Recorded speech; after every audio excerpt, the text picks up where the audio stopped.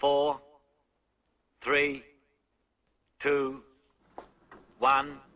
I told you before to be careful where you put your legs. I was only trying to be helpful. I can help myself. What are you waiting for? Come on. Come on. What are you waiting for? Come on. Come on. For 7 decades, Michael Caine has been among the world's most renowned and recognisable actors. It was just what I needed. A 1-inch god with a 2-inch penis. The star of classics like Zulu, The Man Who Would Be King, and The Cider House Rules. It's a miracle no one was killed.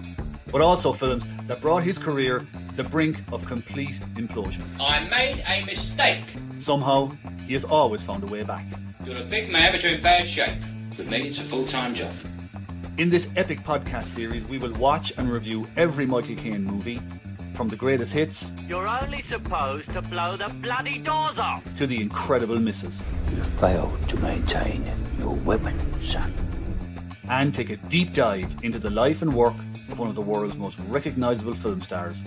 His name is Michael Caine, and no one will forget his name. Behave yourself. To understand how he has made the mark of Caine. Well, you all settled in? Right, we can begin.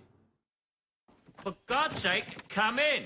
Hello, and you're very welcome to the Mark of Caine podcast and the beginning of our trek through the films of Michael Caine, ascending the peaks and dropping down into the troughs of the most varied movie career on the planet. We'll be watching every film and finding out what they tell us about Michael Caine as an iconic star, but also trying to figure out some of his more bizarre career choices and how that career survived such screen-melting disasters as The Swarm, Jaws 4, and plenty more that we just haven't come across. My name is Michael Foley, and I'm joined, as always, on this by Stephen Black, creator, writer, producer, and chief security detail for the Mallow News Twitter feed, your online source for satire, laughs, tears, and really more questions about why you're still on Twitter. You can also find his work in the Mallow News book that's out and about. Stephen, how are you doing?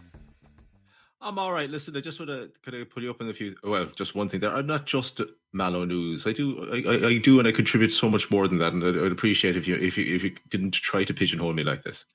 I've known you a very, very long time, like a very long time, since we were 2 years of age. And I can say, without fear of contradiction by anybody else who knows you, that you are just Mallow News. That's it. No, you're ignoring all the good charity work I do. I run a very successful not-for-profit that looks after deprogramming kids who've escaped from GA cool camps.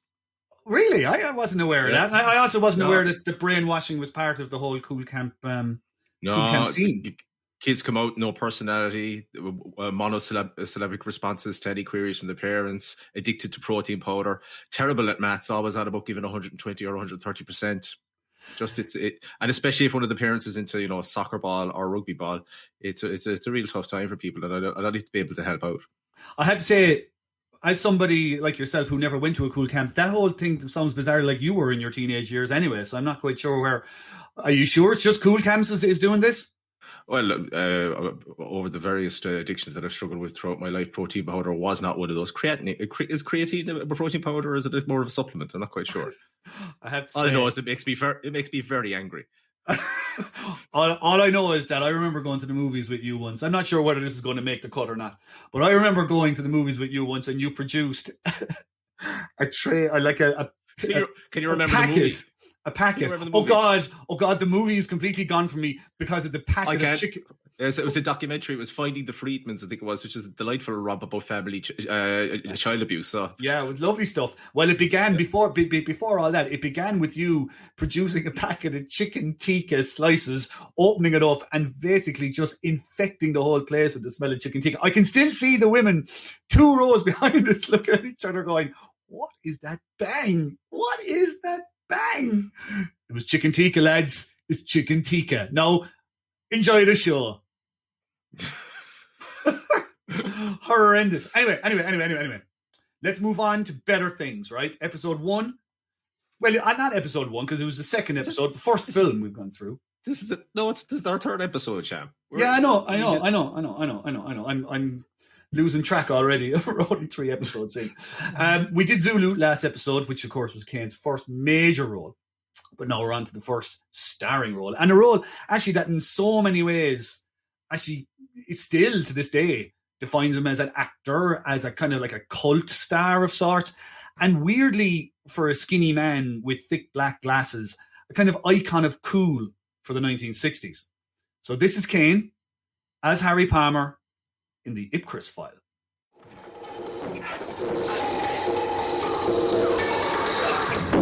Someone is trying to frame me. You've got to help me. But you're just too hot, Palmer. Follow Harry Palmer. What happens to him concerns you. Yes, you. And you.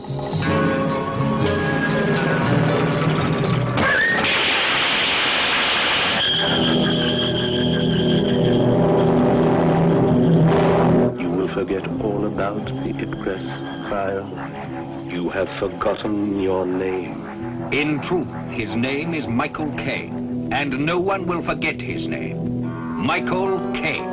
He walks straight into sensational stardom in the Ipcress File as he gets right under the skin of the brash, cocky, wry-humored Harry Palmer. The soldier seconded from the army for security duties, who's never far away from a girl, and always closer than close to trouble. Now get this. I'm going to tell you until I know you're clean. And if you're not clean, I'm going to kill you.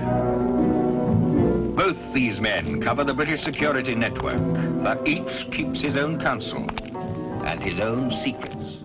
Here's one thing that crossed my mind about the Ipcress File. And you've made this point to me in the past very well, that the look of Caine in the Ipcress File is so iconic, like with the black glasses and the suit, just a look. And the Ipcress File is a famous film in the same way that Alfie is a famous film by name. But I had not watched it really before we had to do it for this. Had you ever seen it? Like, I'd never seen the Ipcress File. I think I see like bits and pieces of Funeral in Berlin and TV or various Christmases, but no, I'd never seen the Ipcress File before. And certainly I didn't really associate the so-called like the iconic look of Caine from the 60s with that movie. I just, I didn't even, I knew that it was Caine's iconic look, but I couldn't for the life of me tell you which film it was from. Yeah, because he does look fab. Like, I mean, if you do a Google search for Michael Caine, and just look at the images, like they're all from the 60s wearing really nice suits, the black glasses. It's Harry Palmer. We just didn't realize it, like, but he looks fab in this. He's on the actor's diet, like, and he's skinny as a lat. Yeah, I know. The actor's diet as such, I think at the time was, he wasn't that famous, so essentially he was eating nothing because he couldn't afford to eat anything. Actually, that's pretty much it. Yeah. Now, we're going to go through the plot here, right? And like, I think we're both conscious that this is a very famous movie, but I'm kind of conscious that people probably maybe haven't seen this before. If you're coming to this podcast, if you have watched it, enjoy. If you haven't seen the movie, go and watch it, maybe come back, whatever. We're going to guide you through it anyway. But I'm going to give the plot outline now. Try and keep it as simple as I can. It's a lot more straightforward on screen than it is explaining it, and I think that's a trend that may become more apparent with Harry Palmer movies. But we'll get stuck in, and if you're feeling bored, just cut across me and just tell me to hurry on, will you? I thought you were talking to the audience. In which case, you got to click. You know the way when you're listening to podcasts that they put in one of those annoying ads. You don't want to hit. You just hit the 15% forward or whatever it is. Yeah. on your iPhone, or if you're poor, your Android. Just do that maybe once or twice. Just do that. You're going to find yourself doing that a lot in this podcast anyway, I'd imagine. Right. Okay. So it begins. Ipcress File begins with a scientist called Radcliffe being kidnapped from a train, and Harry Palmer, who's an old British Army sergeant. He's now an MI5 operative. He was basically kind of almost forced to be a spy for some kind of criminal tomfoolery he was involved in Berlin. And so he was given the option of a couple of years in prison or become a spy. He's summoned by his boss, Colonel Ross, who's played by Guy Dolman, who's absolutely brilliant in this. Apparently, a lot of scientists like Radcliffe are going missing at the peak of their careers. So Harry is transferred to a section headed by Major Dalby, who's played by Nigel Green, who people might remember as a colour sergeant from Zulu. So Dalby sends the agents out basically to find Radcliffe and get the word out that the British are interested in buying him back, essentially. So Palmer finds the main suspect, who's this guy Granby, but who he gets away. Granby's minder is killed in police custody by people impersonating Harry. Harry suspects something going on in a warehouse. He comes across this information. They go to the warehouse. There's nothing there, but Palmer does find kind of like just a recently burned out kind of a fire in a stove and find some audio tape marked Ipcress. When they play it back, it's just pure gobbledygook. So they don't know what's going on there. But between the jigs and the reels, there's a meeting arranged with Granby, and the deal is done to get Radcliffe back. They go to get him back, but at the handover, Harry sees someone suspicious lurking in the shadows. Once the handover is completed, it turns out he shoots this guy, and it turns out it's a CIA guy. So now he has the CIA after him. Radcliffe seems fine, but then he has a bit of a breakdown during a talk to other scientists. And at the same time, another agent, like Jock Carswell, played by Gordon Richards, who was like the guy in The Greatest Safe. Good luck. Thank you. And also the butler in Upstairs Downstairs. He finds a book called Ipcress, which stands for Induction of Psychoneuroses by Conditioned Reflex Under Stress. Catchy. Basically, it's about brainwashing scientists. Jock gets killed driving Harry's car. Harry decides to get out of Dodge. He goes back to the office to get the Ipcress file, but that's missing. Dalby then tells Harry, okay, things are getting very hot. You get out of here. He heads for Paris by train, but he gets kidnapped, and then the brainwashing begins. So he uses pain to sort of distract himself, but he eventually succumbs to this sort of Pink Floyd-style assault on the senses. And there's a trigger phrase that will get Harry to do whatever their bidding is. He eventually escapes from the warehouse. He calls Dalby. Of course, it turns out that Dalby is in on it. Dalby uses the trigger phrase, makes Harry call Colonel Ross. They all arrive down at the warehouse, and Dalby is essentially trying to get Harry to kill Ross. But somewhere along the way, Harry kind of hurts his hand. He had been using pain, as I said, to sort of resist the brainwashing, and feeling pain again kind of jolts him back to reality. He realized that Dalby is the double agent, shoots him, and Ross, in this kind of fantastically kind of dry, laconic way, kind of looks at Harry while Harry is complaining about being used essentially as bait to expose Dalby, and essentially says, that's what you're paid for. And there, in a nutshell, really is what the Ipcress File is all about. It's this anti-hero. It's this, yeah, you're just doing a job. You're getting paid. It's the complete anti-Bond, which I think is the entire point of the movie, really. Yep. I mean, it was set up as, I think, one of the producer, Harry Saltzman, is one of the Bond producers, and Len Dayton's book was bought for a princely sum, and they wanted to set Harry Palmer up as this antithesis to Bond, or antidote to Bond, to show the banality of spying. You know, it's not all about, you know, jetting off to Monte Carlo, sleeping with beautiful women and gadgets and dangling from the Empire State Building while, you know, attempting to save the world. It's an awful lot of form-filling, working weekends, sexual harassment in the workplace. Loads of that. And basically getting done over by your employer. Yeah, essentially, for really crap money, duff money, and having to work weekends, which really annoys Harry at one point. That's it. And I mean, even London itself. I mean, you know, we have that picture postcard now of swinging London, Garnaby Street, Rolling Stones and Beatles on every corner. But this is London, how London probably was for 95% of the people who were living there in 1965. It's just rainy and grotty, and we're going to work. And there's these new things called supermarkets where we now shop. And I live in a crap flat in Notting Hill, and it kind of looks like it needs a paint, and it needs lots of other things done to it. And it's just bleh. Yeah, so let's take it at that. We'll take it from the start, I guess. One of the things that Ipcress File is best known for is the opening sequence, or the open title sequence, where basically after the good doctor or good professor gets kidnapped, or into the title sequence, which is actually kind of sets up who Harry Palmer is and what kind of movie this is.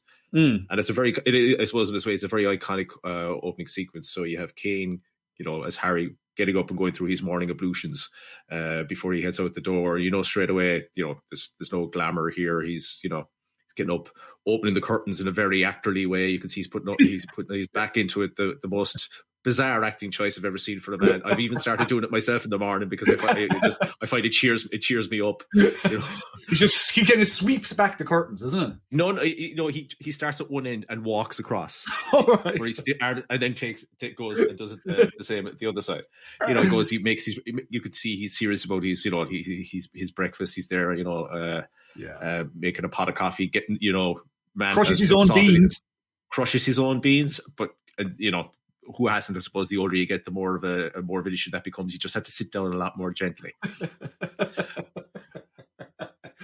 Go on, yeah. So everything is nice. He does nice. You know, like it would have been at the time a very modern kitchen. He makes his French press, makes his coffee, gets out the racing. You know, you never see James Bond. You know, picking out the winners for the racing for the day. Goes over and again. And this is the topic I brought up already. This kind of a deliberate attempt to de-game Michael Caine, basically pushed on him by producers who had seen like rushes and concerned about the fact that this is a man who cooks himself. He cleans.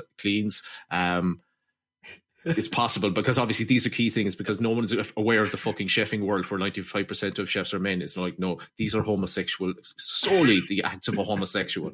What can we do in order to stop it? In any way, while he's cooking, could he just punch a hole through the wall, through the drywall, just to show that he's incapable of processing feelings like a heterosexual man?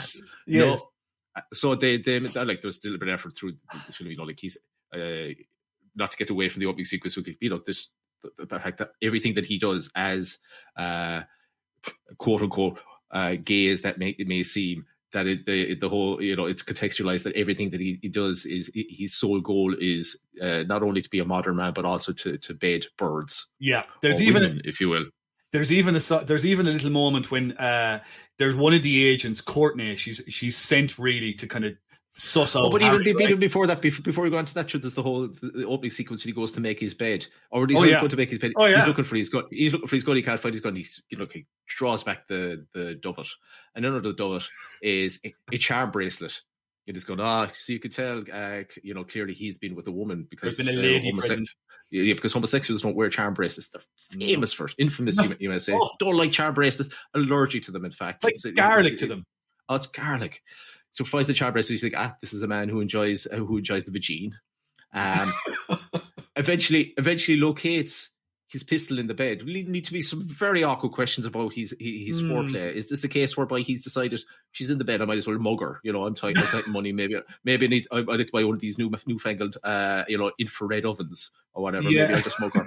Or even worse, that he's picked up a lady who said, you know what, Harry, leave the gun on. Actually, if you don't mind, Harry, I really like it. Just keep the gun stays in the bed, if you know what I mean. Can we use the gun? It's bizarre. It's literally they're pulling back the dovet, as you say, and there's a gun in the bed. There's a gun in the bed. So there's an excise scene, wasn't there? Not there was meant to be a scene where you actually see this, not the way we'll never know, but I mean, ultimately, one can only assume that this Harry kind of go, does this do it for you? And she looks towards his crotch and she goes, no, but that does, or something like, something classy like that. Yeah, they cut out the scene with the woman, but they left the scene with the gun.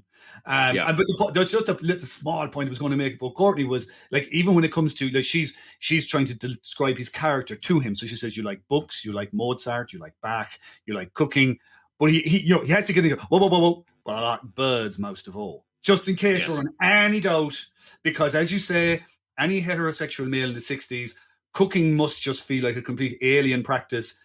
Cleaning your own clothes, having nice things, being interested in books and music. That's like, not classical music. Classical music. Yeah, I mean, Hitler liked classical music. What were they thinking? I know. But all of these things are put to bed repeatedly. Quite literally in some cases. Indeed. Cooking is a big part of this film, and as you mentioned there in that opening scene, all the gear is for 1965 is top notch. He has a coffee pot like that. I think one of the producers had a piece of the company that made the coffee pot, so it was a bit of product placement. Len Dayton, the author of the book, had columns in newspapers. It actually came like part of the screen test, if you like, was Michael, can you crack an egg with one hand? Turned out Michael couldn't. So when it came to some close-up shots of of cooking and chopping and so on. Dayton himself did the chopping and the cracking of the eggs and so on. So when you get a point out, it is actually quite noticeable because he has the smooth white skin of a normal person rather than the bedeviled freckled hands of a ginger. He's not a ginger. He's a ginger. He's not. Caine is clearly blonde. He's clearly blonde, like. Whatever. Yeah. Clearly, the pro ginger board have gotten to you as well. No, I don't. No. Frankly, no. I'm an independent thinker, and on this, he is blonde. He is blonde. But we'll look anyway. Another, cooking, food. Another glorious scene. And it's my favorite scene in the movie. Again, Colonel Ross is one of my favorite characters in this film anyway because it's just so droll, Palmer.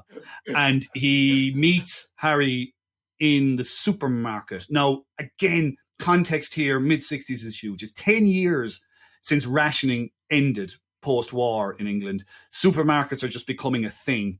So the idea of Colonel Ross, this sort of throwback meeting Harry, this gourmet shopping in the supermarket is that has its own thing going on. But again, Harry's a gourmet, but he's shopping for tinned food. He's a gourmet, in the mid-60s.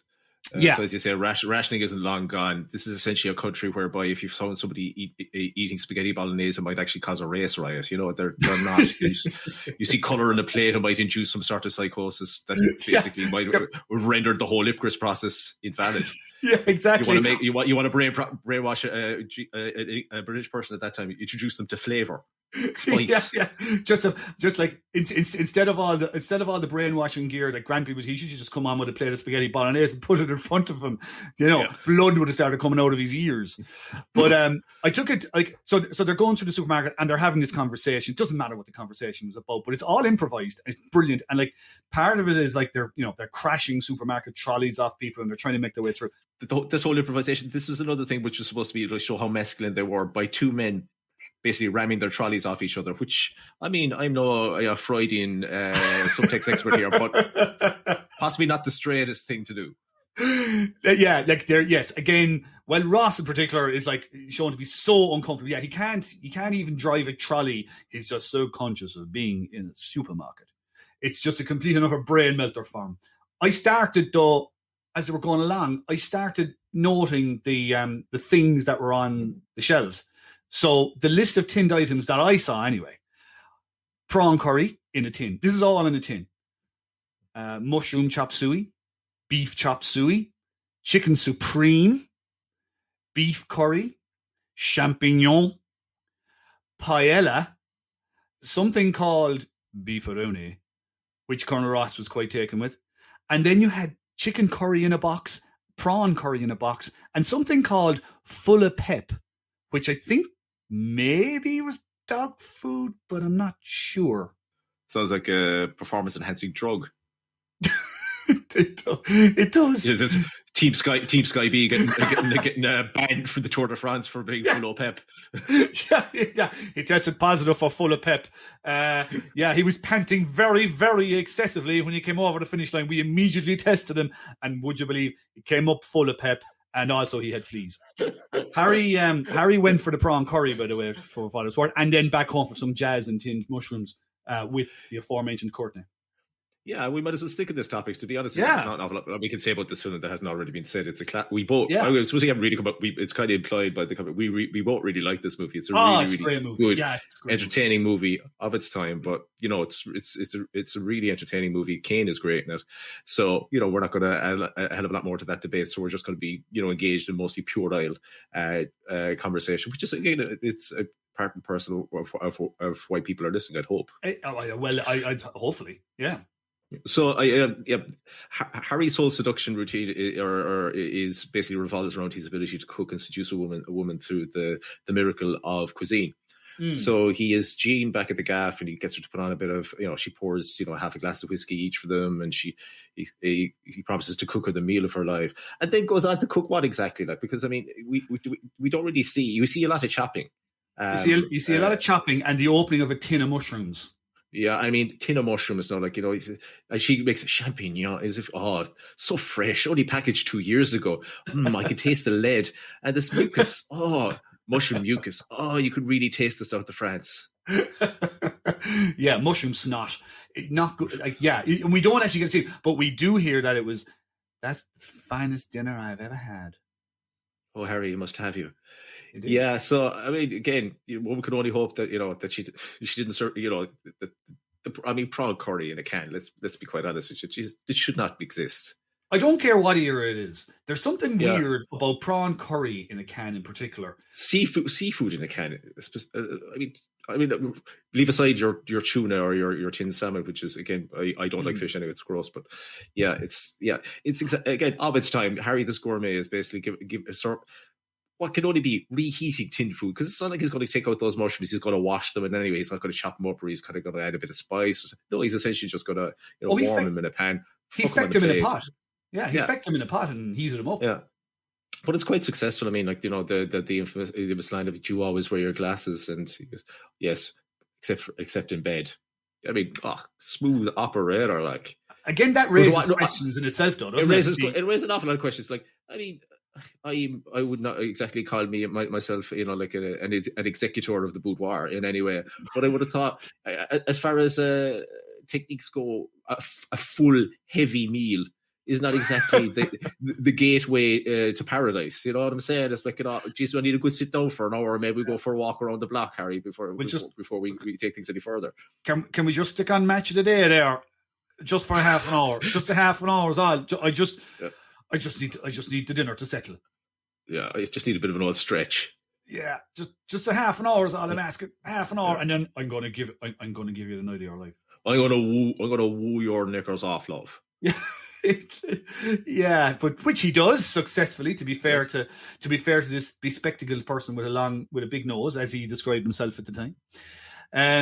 What else happens in this? Like the brainwashing scene. To moving on a tad. Like it's of its time. Struck me that an awful lot of the stuff that happens in the brainwashing scene actually became kind of part of the whole hip countercultural movement a couple of years later. Yeah, you got the kind of the trippy visuals, which are standard. As you say, it looks like a piss poor, like Pink Floyd live at Pompeii. So you're not quite sure why it's working, because you're looking at the visuals yourself and you're thinking, I think in later films they tend to make more of an effort to kind of jazz things out to make you feel as if you're being discombobulated, but this is just random colours on the screen, and to an Albanian with a very English accent kind of trying to brainwash you. So I would have thought it was very effective. And I mean, again, when you think all the effort they put into it, and all they have to do is kind of wait, these days, all you need is a social network where, the lad who wet snots behind you in secondary school is able to radicalise your parents by convincing them that, immigrants are coming into the country to inject their children with 5G. I know. Everything is just so much easier now. Like it's in a way, it's a pity because it's such a good movie. And this obviously is a key scene, the brainwashing bit, right? Yeah. It's probably, and Caine, to be fair, is good in this scene as well. But there's a lot of waving his head from side to side. I'm in pain. Oh, my wrist. And it's a very British thing to induce pain in order to not succumb to emotion. Yeah, it is actually. And he successfully also generates stubble. He does generate stubble, yes. So you're convinced that he has been, locked up in the cell for a long period of time. Oh man, he looks wrecked. The film itself, right? I mean, a couple of small things of interest, right? The script seems to have been very improvised, or certainly written on the hoof. Like, I think that Caine recalls, like, Sidney Furie, who was the director, and actually going back to your de-gayification point. I mean, his film directly before this was a movie called The Leather Boys, which was about a gay biker in rock and roll London. He actually turned down A Hard Day's Night, which freed him up to do Ipcress File. But he apparently on the first day in set, he effectively just set fire to the script and said, right, let's start again. So you had basically lads hanging around waiting for pages to read and to act. So it seems to be very much on the hoof. Otto Heller's cinematography. It sounds like a very kind of, you're not talking about the movie, but you're talking about the cinematography. It is really good, like, isn't it? Like there are some it's key. Well, I mean, it's deliberate on both Heller's behalf and Sidney Furie's, is that you're meant to feel as if you're eavesdropping in these conversations. So it very much kind of lends to the whole spying kind of theme of the movie. So you can't have one without the other. You can't really discuss the movie and not discuss that. It is excellent. It is really, really good. There's one shot, and we won't labour the point, but there is one shot that I love where he's chasing Granby at the beginning to kind of bring him in, and his minder kind of steps in the way, and there's this fight scene on a set of steps near the Royal Albert Hall, but it's shot from inside a phone box, and it just for whatever way it's done, it's a crap fight for a start, but it just kind of in its own way it kind of captures how another theme of this, which is that everything is happening around Harry. You know, he loses the fight. He's not really in control of anything. He doesn't really lose the fight. Yeah, he does. I think he kind of quits himself. Oh, you're right. No, you're right. Actually, he gets away from him, but he doesn't catch Grant. Exactly. Yeah. Sorry. Yeah. But this whole idea that the whole everything is happening to Harry rather than Harry making anything happen. Yeah. The only thing that Harry actually kind of does in this film is he locates Grampy, but then is duped by Grampy. Yeah. And then the next thing that he does is that he escapes custody when he's been brainwashed. That's another thing that he kind of does and he has agency about. So other than that, he gets duped by Dalby. Yeah, but I mean, he eventually kills Dalby. So it's not. But yeah, mostly things happen around him. But he has very little agency. He is at the behest of his employers again, which is like most employees, basically. Like most employees, yeah, exactly. Yeah. Like I was like. The film is really, really good, and Caine is really good in it. And I was kind of figuring out, like, why is he so good in this? And like, my theory, anyway, is like, first of all, it's pure charm. He just has a way about him on screen that we know now from many, many films later that he has, but you really see it in this. Also, I think the fact that he was able to play this with his own accent, he didn't have to do a kind of a clipped accent like Zulu or anything like that going forward. He could bring a lot of himself into it. He was basically playing a working class schlub, and it fitted him. It did fit him, I suppose. So there was no stretch from that perspective. But I think as well, so I think it's hunger basically for him. I mean, He was really invested. This is his first starring role, so he's looking for the best outcome here. He's working with the director, he's working with the scriptwriter, he's working with his co-stars to kind of make sure that he does his best and everybody else does their best, and it shows on the screen. And I suppose as well, if you look at it from a life experience perspective, I mean, being basically spending the previous decade or so impoverished and starving would have certainly helped focus his mind, as well would have kind of set him up for the scenes where he's starving in the cell. Yeah, it was a touch of real life there. I think as well there was like a kind of an internal pressure there from him, because like according to him at the time and since, like all his mates had made it or were making it. Like, so you had Terence Stamp, his flatmate, who was already a star. Albert Finney was a star. Richard Harris, Peter O'Toole, who he understudied in a play. Caine was friends with Harold Pinter and John Osborne, who were starting to make their mark as writers.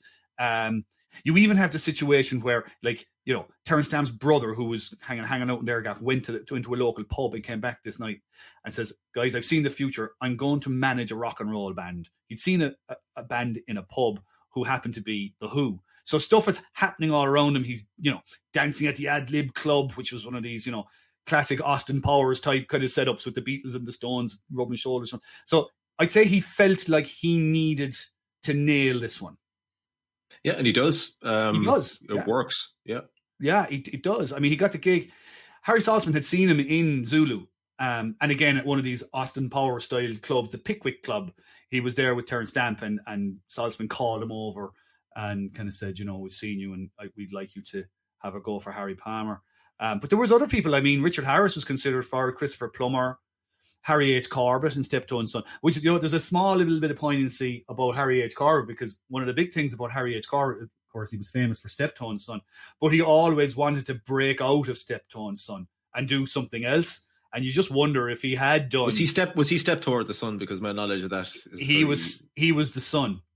And he was a very good actor in his own right, and because Steptoe was in A Hard Day's Night, just to kind of he was Wilfred Bramble, something like that. Yeah, like he's two brilliant actors, and Harry H. Corbett often wanted to know if he would love to have broken out, much like I think the character he played in Steptoe and Son, he wanted a different life for himself. But anyway, it's hard enough to imagine anybody else being Harry Palmer other than Caine, really, isn't it? It's just so wedded to everything that goes forward in his career.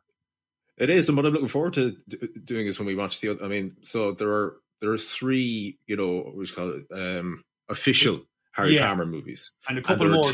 Were two more later on that were kind of direct-to-TV movies. So I'm interested to see what, if there's why, I guess, if this is set up to be a series to rival Bond in a certain way, why they weren't able to sustain it. And I suspect it's to do with escapism. I mean, like, people like realism, but they don't like too much realism. And, people like to be able to go to the movies to escape the mundanity of their lives often.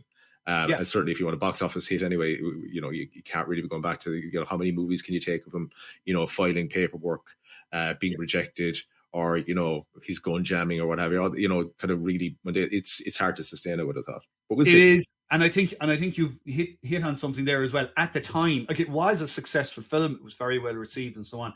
But some of the critics would have said that the second half of the film was a bit too complicated. It didn't, like, it's had a very long life. It wasn't acclaimed in the 60s, really.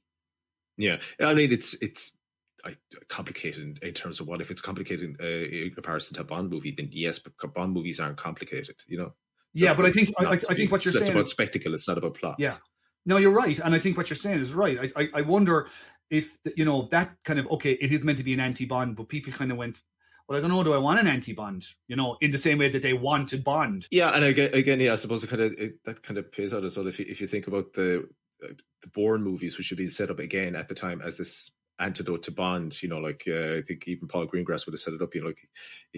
He's not that, he's the character Bourne is anti-government, he's anti-establishment from a certain extent, and that managed to spawn 4 or 5 movies, sustain it. But again, there's no way none of those would ever be described as being in any way complicated in terms of plot. No. This is a complex thing. It's you watch it, it's fine, but there is plenty going on in it.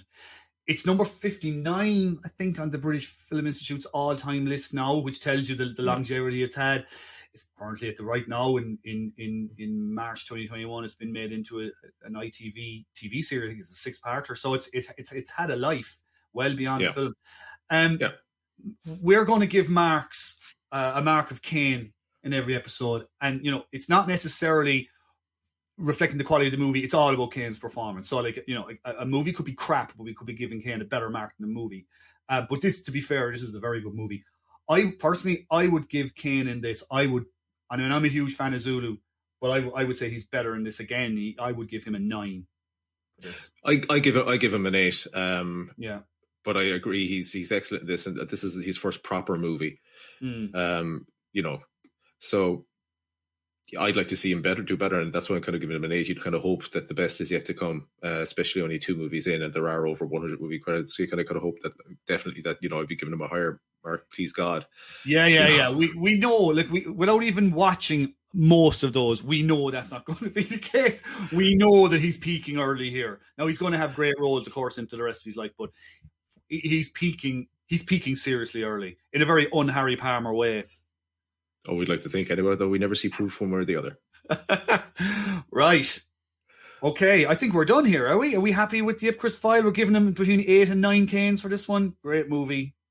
Great Caine performance. Well worth the watch if for some reason you want to go watch it after you've heard us kind of, tread all over the plot. I think next week we will have Alfie. Yes, yeah. Alfie, another role that appears to have haunted him for the rest of his life. So I'm looking forward to watching that. Never seen it before. Never seen the Jude Law remake either. So join us next week, I suppose, to hear us whitter on about that. And I suppose if you want to ask us any questions, you can hit either myself or Michael up on Twitter or at Marco Caine 2. Fuck you, Marco Caine 1. And we'll read your questions out and go and take them as seriously as possible. What are you waiting for? Come on! That's it for this week's episode. Thanks for listening. Make sure to like and subscribe. Maybe leave a comment. Only nice ones, though. Mean comments will make Alfie cry, and no one wants to see that. The Michael Caine podcast is written, researched, and presented by Stephen Black and Michael Foley, and edited by Andrew Foley. Music is composed by Stephen Black. If you'd like to get in touch, you'll find us on Twitter at Mallow News and at Marco Caine 2. And if you enjoyed this episode, you'll find all the rest wherever you get your podcasts. Marco Caine is a Mallow News 2 Cubes production. See you next time. What are you waiting for? Come on!